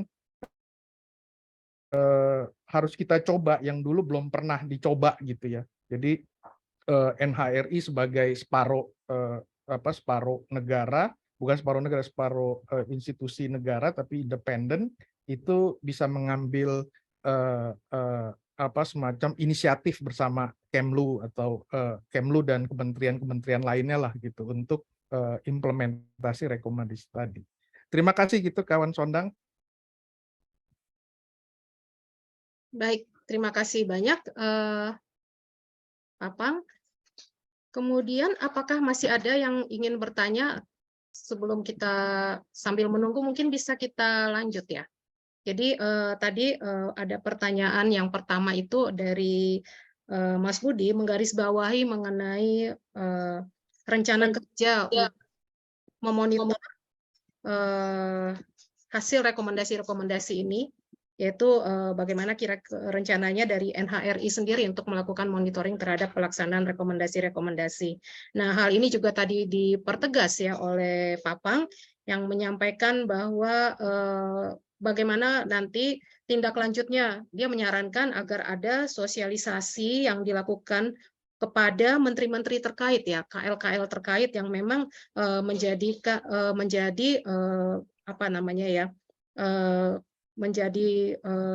untuk pelaksana dari pelaksanaan rekomendasi-rekomendasi yang sudah diterima. Nah, ini mungkin bisa ditanggapi dulu dari secara bergantian ya, kira-kira dari lembaga-lembaga NHRI yang tadi sudah presentasi bagaimana rencana tindak lanjut terhadap rekomendasi-rekomendasi yang sudah dipaparkan. Silakan, mungkin saya mulai dari Ibu Dante ya. Saya mulai dari Ibu Dante. Ya, baik. Mohon izin kamera. Ya, kami dengan tadi disampaikan bahwa implementasi bagaimana rekomendasi ini perlu dilakukan. KND melakukan pendekatan kerja tadi. Yang pertama itu yang secara top down, kami memastikan kementerian lembaga itu untuk bisa mengarus utamakan disabilitas. Nah, ini yang kami lakukan dengan melakukan advokasi mulai dari kementerian hingga ke pemerintah daerah. Nah, setelah itu kemudian kami akan melakukan diskusi dan juga refleksi bersama, seperti misalnya kami sudah melakukan koordinasi dengan beberapa kementerian yang memang isu-isunya menjadi isu yang direkomendasikan dalam UPR ini, seperti pendidikan inklusif itu seperti apa, dan kami sudah duduk bersama dengan Kementerian Pendidikan, kemudian dengan Kementerian Sosial, Kementerian Bappenas, dan juga Kementerian Dalam Negeri yang mengurusi pendataan ya. Bagaimana kami coba memberikan dukungan dan penguatan atas upaya-upaya yang sudah pemenuhan hak terhadap penyandang disabilitas.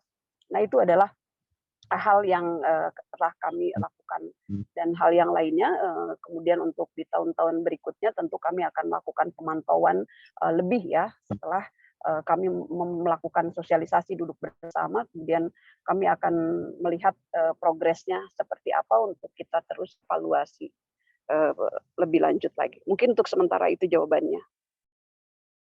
Baik, terima kasih banyak Bu Dante. Kasil ingin menambahkan? Silakan. Ya, Friska, dalam catatan penutup tadi, saya menggarisbawahi peran Kementerian Pemberdayaan Perempuan dan Perlindungan Anak ya. Leadership mereka penting sekali karena isu hak HAM berbasis gender, pemenuhan hak anak maupun pemenuhan hak perempuan maupun hak anak, itu leading institusi penjurunya kan KPPPA ya, kan pendekatannya pengarus utamaan kedua-duanya gitu. Dan yang melaksanakan ada banyak kementerian lembaga terkait. Nah itu sebabnya rekomendasi awal kami adalah mendorong agar KPPPA memainkan leadership-nya dalam mengkoordinasi, mengorkestrasi kementerian lembaga untuk melaksanakan rekomendasi yang sudah didukung oleh pemerintah gitu. Dan KPAI dalam hal ini akan menggunakan dua pendekatan, berkoordinasi langsung dan KPPA mensupport leadership role-nya, tetapi juga mendorong Kementerian Pemberdayaan Perempuan secara khusus maupun kementerian lainnya yang berkaitan dengan tugas langsung mereka. KPPA misalnya sudah punya tusi layanan ya, memastikan agar melalui tusi layanannya KPPPA menjangkau secara efektif perempuan-perempuan dan anak-anak korban kekerasan untuk mendapatkan hak-hak mereka atas keadilan dan pemulihan. Nah, sementara kementerian lembaga lain sudah pasti ya Kementerian Pendidikan, karena ada sekian banyak rekomendasi yang diadopsi terkait dengan pendidikan anak. Kemudian Kementerian Kesehatan terkait dengan kesehatan reproduksi anak. Lalu sejumlah kementerian yang lain ya, Kementerian Sosial dan terutama juga kementerian-kementerian yang terasa jauh dari isu perlindungan anak secara langsung ya, misalnya mengenai isu keamanan anak, pemenuhan hak anak, masyarakat adat atau kelompok masyarakat terpencil ya, masyarakat di wilayah 3T, dan itu semua menjadi perhatian toh dari rekomendasi yang diadopsi oleh pemerintah. Nah, tentu KPAI akan melakukan dialog dengan kementerian-kementerian terkait ini, juga berbasis, jadi rekomendasi pemerintah yang sudah diadopsi oleh pemerintah ini akan kami kaitkan dengan realita lapangan hasil temuan kami sebagai MHRI gitu ya. Dan saya kira teman-teman yang lain juga akan bisa menggunakan pendekatan yang sama. Jadi komitmen di atas kertas dipertemukan dengan realita lapangan, ditentukan gaps-nya, dan kita dorong untuk terkait melaksanakan kewajibannya untuk memastikan hak-hak warga negara terpenuhi dan tidak ada satupun yang tertinggal. Itu komitmen yang kita baca di atas kertas, dan tugas kita semua untuk melakukan pengawalan itu, dan KPAI tentu saja akan bekerja sama dengan berbagai pihak, terutama dengan CSO ya, kawan-kawan yang di lapangan berjibaku dalam rangka perlindungan anak, tetapi juga terutama media sebagai aktor kunci dalam melakukan edukasi terhadap publik mengenai agenda perlindungan anak dan pemenuhan hak anak Indonesia. Terima kasih. Baik, terima kasih banyak Kak Sil. Tadi Kak Reni sudah respon. Silakan Kak Reni menambahkan. Ya, baik, terima kasih. Saya mau nambahkan ya terkait ini. Itu pertama, sedikit cerita terkait proses penyusunan laporan. Semua mekanisme atau laporan personal Komnas Perempuan sebenarnya melibatkan penuh kementerian dan lembaga yang terkait di sana. Jadi sebelum dalam penyusunan laporan kami minta sejauh mana pemerintah telah memenuhi hak-hak terkait isu tertentu untuk perempuan. Jadi sejak awal kami memang melibatkan mereka, bukan hanya pada masalah pengawalan, tapi penyusunannya juga. Nah, itu yang pertama. Lalu kemudian yang kedua, pengawalan ada banyak saluran kami. Yang pertama adalah ada isu-isu tertentu, termasuk misalnya hak sipol, sipol, kemudian penyiksaan itu melakukan kajian. Tahun ini kita melakukan laporan 25 tahun pengesahan konvensi tentang penyiksaan. Komnas Perempuan sedang menyusun laporan komprehensif terkait implementasi 25 tahun konvensi tentang penyiksaan bersama masyarakat sipil sana. Ada banyak isu di sana terlibat, termasuk KPAI, koordinasi juga dengan Komnas HAM, juga dengan KND di sana. Di samping sipil ada banyak isu di sana. Nah, dalam penyusunan laporan itu juga melibatkan kelembagaan negara, kementerian juga di sana. Itu dalam penyusunannya ya. Nanti ketika selesai laporan, Komnas Perempuan akan mengirim laporannya, termasuk melakukan dialog kebijakan.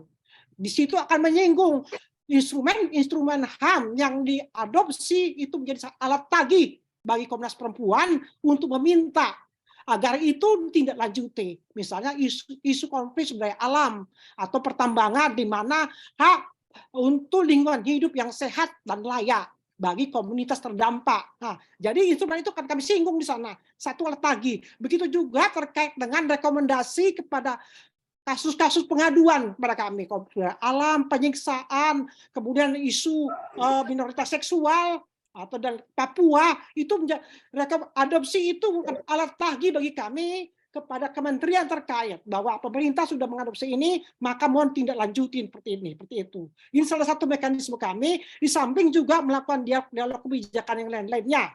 Ya, lalu kemudian saluran yang paling sederhana secara publik adalah dalam TOR kami selalu mengutip tergantung isu apa yang sedang kami bahas dalam TOR itu. Jadi misalnya menyangkut katakanlah aborsi aman. Nah, itu adopsi terkait aborsi aman akan dijadikan alat tagih juga di sana atau salah satu poin dalam pemaparan. Itulah cara kami mengawal. Jadi sebagai lembaga HAM negara, kami memang tetap berkoordinasi, memantau, juga menagih, mengusulkan.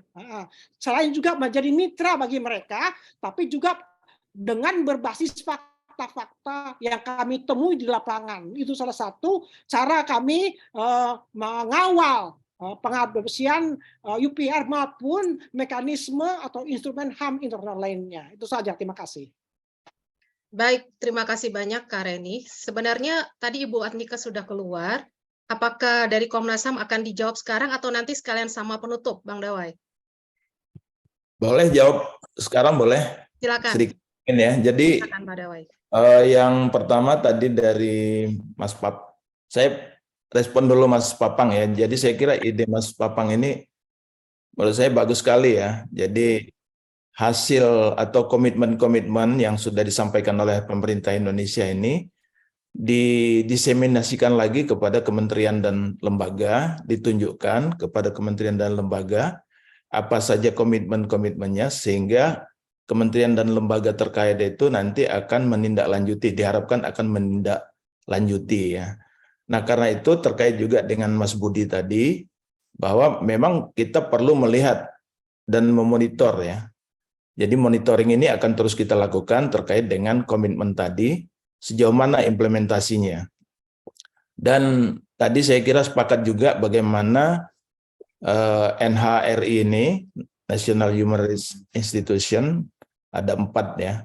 Ini mungkin nanti kita duduk bersama juga untuk membuat alat monitornya ya. Dan tentunya monitoring yang selama ini sudah dilakukan juga mungkin nanti terus kita lanjutkan. Terlebih komitmen-komitmen yang disampaikan oleh pemerintah itu sesuai juga dengan isu-isu yang diadvokasi oleh masing-masing lembaga gitu ya. Jadi misalnya hukuman mati itu kan Komnas HAM itu mengawal isu tersebut, sehingga otomatis kita juga akan melihat sejauh mana perkembangan, sejauh mana kemajuan, termasuk juga bagaimana implementasi terhadap KUHP yang ada hubungannya dengan perubahan hukuman dari hukuman mati menjadi hukuman seumur hidup. Prosedurnya, mekanismenya seperti apa, itu kan tentunya perlu ditindaklanjuti oleh Kementerian Hukum dan HAM, dan tentunya itu kita juga akan monitor. Jadi kita akan monitor setiap isu yang kita advokasi dan oleh pemerintah sudah dijadikan sebagai komitmen. Nah, tentunya ini kan kita harapkan tidak sekedar pernyataan di atas kertas ya, tetapi betul-betul dapat direalisasikan sehingga rekomendasi-rekomendasi ini tidak muncul lagi di siklus berikutnya karena sudah dilaksanakan. Mungkin itu tanggapan dari saya. Terima kasih. Terima kasih banyak Pak Semendawai. Ibu Ellen, apakah bersama kami? Masih di mute, Bu? Oke. Baik, Mbak Sondang. Terima kasih Bapak dan Ibu sekalian. Mohon maaf tadi waktu dipanggil pertama kali. Sebentar, saya coba ini dulu ya. Waktu dipanggil pertama kali tadi ada masalah di mic, masalah teknis sedikit. Tapi apa suara saya kedengeran ya?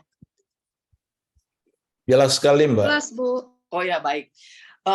Mungkin pertama-tama yang dapat saya ingin sampaikan, yang satu, terima kasih atas undangan untuk bisa ikut dalam kegiatan ini. Ini tentunya menjadi satu forum yang bermanfaat bagi kami untuk mendengar tanggapan dari khususnya dari NHRI ya, dan serta civil society organisasi lainnya terkait dengan posisi akhir pemerintah atas rekomendasi UPR. Jadi mungkin saya juga tidak perlu mengulang lagi apa yang telah kami sampaikan di ketika kami menyampaikan posisi tersebut. Itu sudah cukup jelas. Kami juga sudah membuat press release yang telah dimuat di website Kemlu saat ini mengenai apa yang menjadi indikator atau penentu keputusan pemerintah, walaupun tentunya kita tetap mempertimbangkan secara secara serius masukan-masukan dari masyarakat sipil dan NHRI kita. Terima kasih juga atas apresiasinya. Tentunya apa yang telah kami coba lakukan, kami coba galang selama ini dengan melibatkan partisipasi dari NHRI dan organisasi masyarakat sipil dalam penyusunan laporan berkala, tidak hanya UPR ya, tapi sebenarnya semua laporan berkala international treaty bodies kita, khususnya yang dalam bidang HAM, itu juga kita berusaha untuk melibatkan, mengengage teman-teman dari NHRI dan masyarakat sipil. Mungkin sedikit klarifikasi, ini sebenarnya upaya ini juga sepemahaman saya ini adalah sesuatu yang sifatnya tradisional ya. Jadi setahu saya tuh walaupun saya masih belum bekerja di Direktorat HAM dan Kemanusiaan, dalam periode yang sebelumnya ya, waktu masih di bawah kepemimpinan Pak Diki Komar, sekarang beliau sudah berada di Yangon, ini juga hal yang sudah dilakukan oleh sedikitnya oleh Kementerian Luar Negeri dengan melibatkan mencari masukan dari masyarakat sipil dan NHRI. Kemudian tidak hanya pada waktu persiapan, tapi juga ketika pemerintah telah selesai menyampaikan keputusannya dan melakukan sosialisasi. Nah, ini memang sekarang PR selanjutnya bagi kita adalah melakukan sosialisasi mengenai posisi Pemri tersebut. Tolong doakan saja ya, ini walaupun ini kita agak belak-belakan, tolong doakan saja agar kami punya anggaran yang cukup untuk melakukan sosialisasi tersebut, termasuk ke pemerintah-pemerintah daerah. Sebenarnya agak kurang pas ya ketika disampaikan tahun lalu tuh, ketika kita mulai menyusun UPR, kita juga ini kok melakukan sosialisasi dan jaring masukan ke daerah. Waktu itu kami ingat kami ke Malang, terus kemudian sempat ke Bandung juga. Memang belum sempat sampai keluar Jawa ya, tapi moga-moga nanti kami bisa, karena udah kami anggarkan untuk tahun ini, moga-moga bisa terrealisasi untuk satu tempat sosialisasi di luar Jawa. Itu yang pertama. Terus kemudian yang kedua, terkait dengan kami tentunya mengundang juga partisipasi Bapak dan Ibu sekalian dalam upaya pemenuhan komitmen Indonesia tersebut. Sebenarnya memang ada beberapa cara untuk memastikan implementasi dari komitmen kita. Yang kemarin sedang kami pikirkan, tapi ini masih internal ya, masih internal di ini aja. apakah kita perlu membuat midterm review atas laporan UPR kita. Itu yang sudah dilakukan oleh beberapa negara ASEAN. Tapi ini tentunya masih sifatnya diskusi internal. Nanti kami harus coba koordinasikan, konsultasikan dengan teman-teman dari KL yang lain, dan ini juga tentunya kami harus mempertimbangkan banyak hal. Terus terang saja kan memang kita juga masih punya utang beberapa laporan periodik lain gitu yang masih belum bisa kita penuhi, tapi itu sudah di dalam pipeline ya gitu. Untuk yang kedepannya mungkin saya bisa share juga, kita sudah menyampaikan laporan ICCPR, dialog ICCPR itu kemungkinan akan dijadwalkan pada tahun depan. Jadi nanti kami juga akan engage sebanyak mungkin partisipasi dari Bapak dan Ibu sekalian dalam persiapan kita untuk dialog ICCPR dan laporan periodik yang lainnya. Ya, izin boleh sedikit cuman ketanggapi 2 hal saja yang terkait dengan ratifikasi OPCAT dan ratifikasi CPED. Memang kalau ratifikasi CPED, Bapak dan Ibu ketahui sekarang prosesnya sudah di DPR, itu sudah masuk ke dalam DPR, dan sepemahaman kami ini DPR juga sudah melakukan beberapa kali rapat dengar pendapat. Sudah pernah dengan masyarakat sipil, kemudian dengan kementerian dan lembaga. Karena kebetulan kami juga hadir dalam salah satu rapat dengar pendapat yang dengan kementerian dan lembaga. Jadi kami tentunya mendorong agar proses ini terus bergulir, dan mungkin kami mohon juga bantuan dari Bapak dan Ibu, rekan-rekan NHRI, organisasi masyarakat sipil, untuk bisa mendorong proses ini berlanjut di DPR. Jadi nggak berhenti ya, karena ini proses yang sudah cukup lama nih, udah 2 kali kita masukin ratifikasi CPED. Dulu tahun 2013 sempat mandek, ini kita usahakan lagi tahun 2021 ya. Prosesnya udah 2021, dan moga-moga sekali ini bisa tuntas. Untuk OPCAT tentunya diketahui juga prosesnya juga sebenarnya sudah mulai berjalan.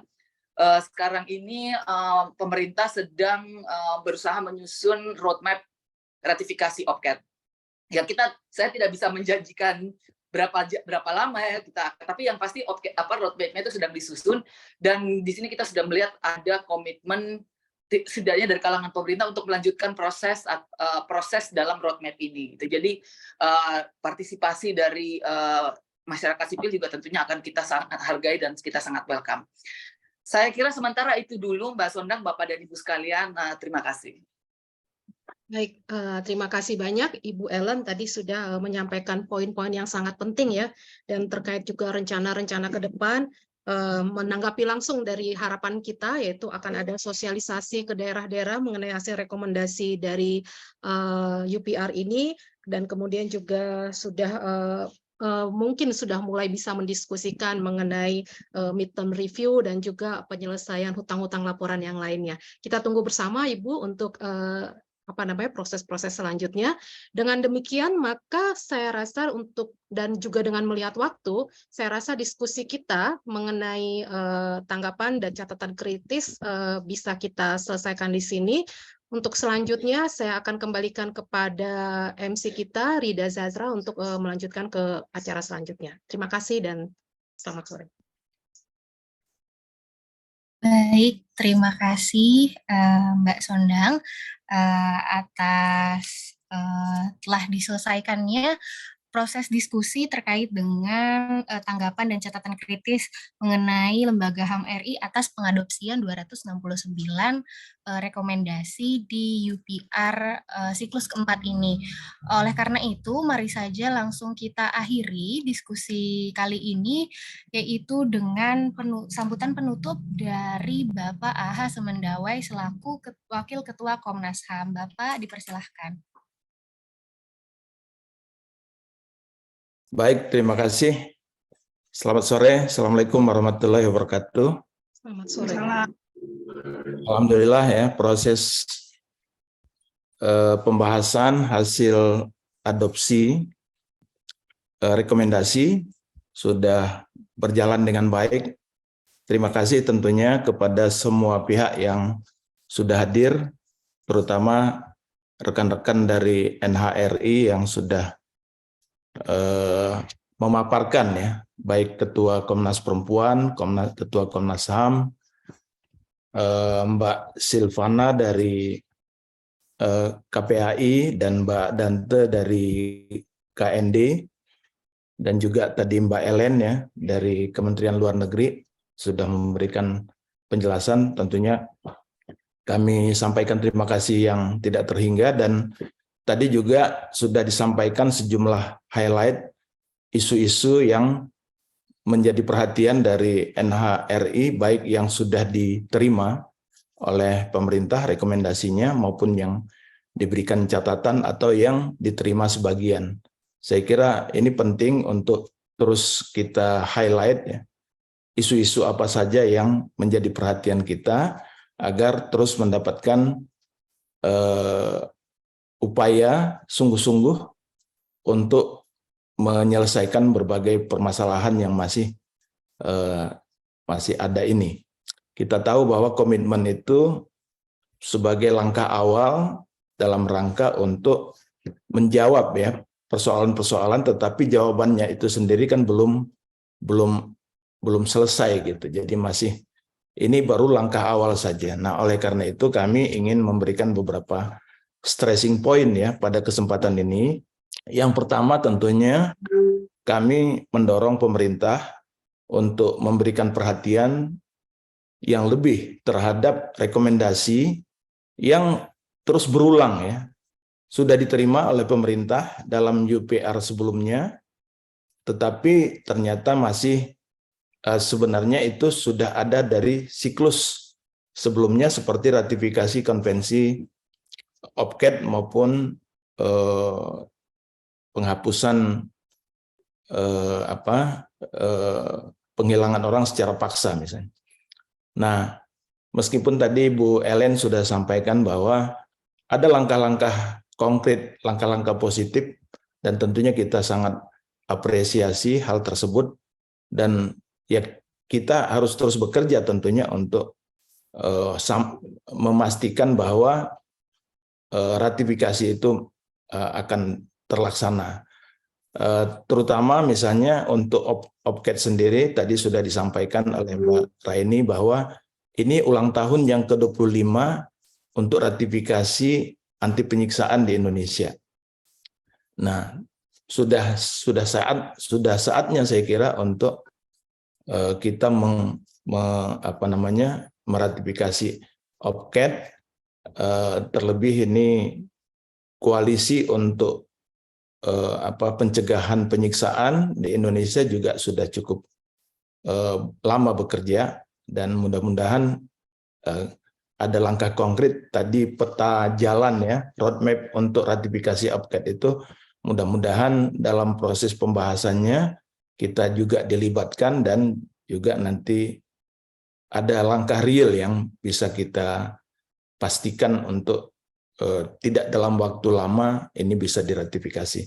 Kemudian yang kedua, juga kami dari NHRI tentunya dari 205 rekomendasi Komnas HAM dan NHRI lainnya meminta pemerintah untuk dapat menyusun prioritas atas rekomendasi mana yang mendesak untuk diimplementasikan dengan memperhatikan urgensi dan situasi HAM di Indonesia. Dan untuk itu tentunya pemerintah dapat bekerja sama dengan National Human Rights Institution guna menentukan prioritas-prioritas dan pelaksanaan dari dan mana saja yang perlu segera diimplementasikan dari rekomendasi-rekomendasi tersebut.